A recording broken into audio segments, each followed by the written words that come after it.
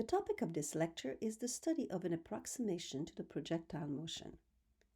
An example of projectile motion is the one of the tennis ball after it loses contact with the racket and before it touches the ground.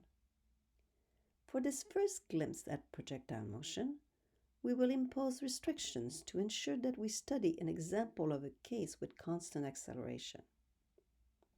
First, we will ignore the effect of the atmosphere, such as the effect of the wind and the air friction. Secondly, our projectile will only move close to the surface of the Earth, so no big change in altitude. No big horizontal range of motion either when compared to the radius of the Earth.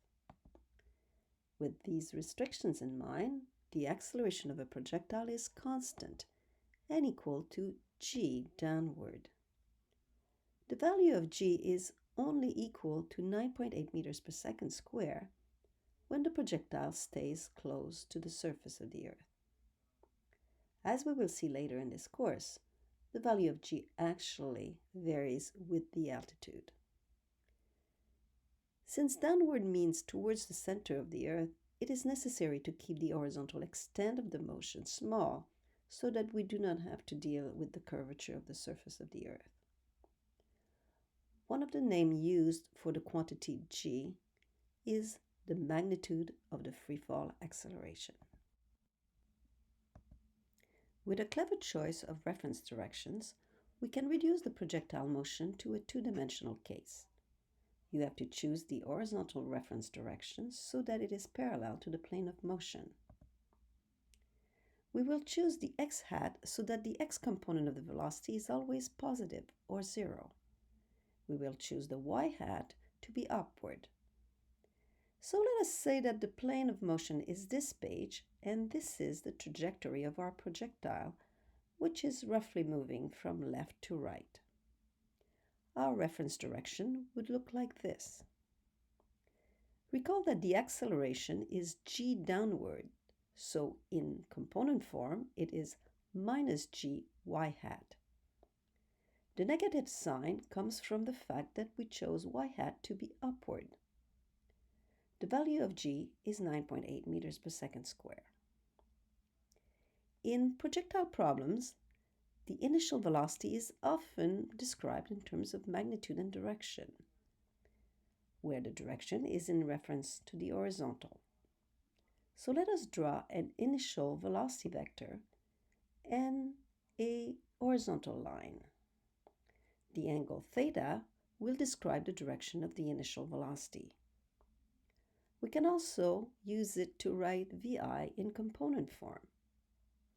If theta is 0, the projectile is moving horizontally at the beginning. If the angle theta is 90 degrees, the projectile is moving upward at the beginning. The same kinematic equations for constant acceleration that were derived in the previous lecture will be used here. With the special choice of reference directions that we made, the horizontal component is not accelerated, so ax is 0, while the vertical component of the acceleration is minus g. Since the horizontal component of the acceleration is 0, the x-component of the velocity does not change, so the x-component of the final velocity equals the x-component of the initial velocity. The final term is showing how the x-component of the initial velocity is evaluated from the initial speed and the angle from the horizontal. On the other hand, the vertical component of the velocity is affected by the acceleration. Ay has been replaced by minus g, and at the end of this statement, the y component of the initial velocity is expressed in terms of the initial speed and theta.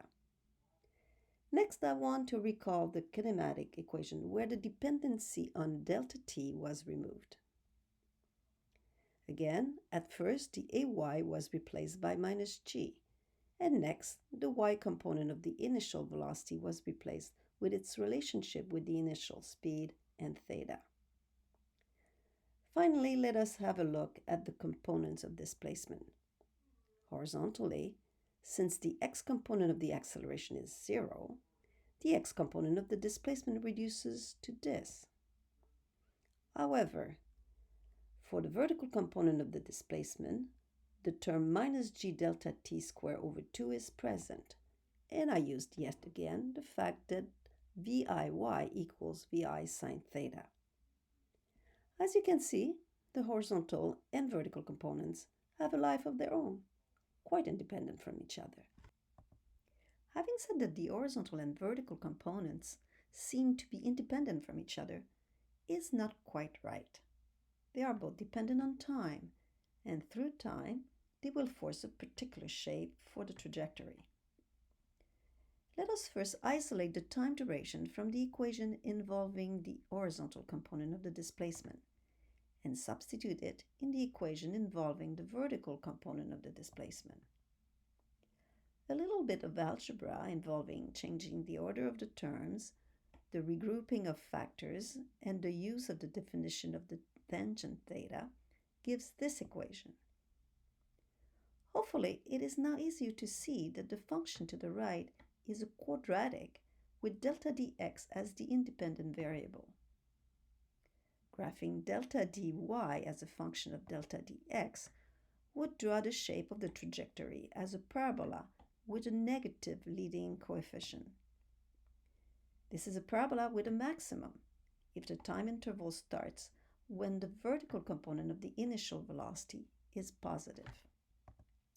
Let us establish an expression for how long it takes to reach the maximum height from a starting time where the object is rising.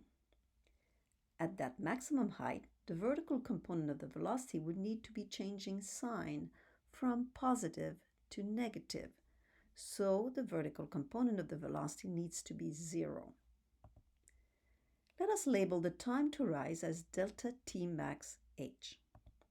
Using the equation for the vertical component of velocity set to 0, we can isolate that length of time to be the ratio of the initial vertical component of the velocity and the magnitude of the freefall acceleration. Now let us look at a different time interval, one where the object returns to its starting height at the end of the interval. The vertical component of the displacement should be 0 to have no change in height over the time interval. At the end of the time interval, the object should be falling, so the vertical component of the velocity should be negative. Using one of the kinematic equations for the vertical component of velocity and setting delta dy to 0 leads to the final vertical component of the velocity being equal to the negative of the initial vertical component of the velocity. Labeling the time required to return to the starting height as delta tsh, sh standing for same height, and using it in yet another kinematic equation leads to this expression. If you compare this expression to how long it takes to reach the maximum height, you see that it takes twice as much time to return to the starting height as it takes to reach the maximum height only. In other words, it takes just as long to go up as it will take to come right back down. Now that we know how to evaluate how long it takes to return to the starting height, let us look at how far horizontally the projectile can go. This distance is called the range. The range is then equal to the horizontal displacement when the time duration is delta t sh. Substituting the expression for Vix and for delta tsh gives this. By next using a trigonometric identity for double angle that you might have seen or will soon see in a mathematics course, we arrive at this relationship. If the projectile is fired with a given initial speed, the largest range is achieved when sine 2 theta is the largest. This occurs when 2 theta equals 90 degrees, so when theta equals 45 degrees. This concludes our lecture on the theoretical approach to the study of projectile motion. It is very likely high time to use these equations to the solution of numerical problems. This will be the subject of the next installment.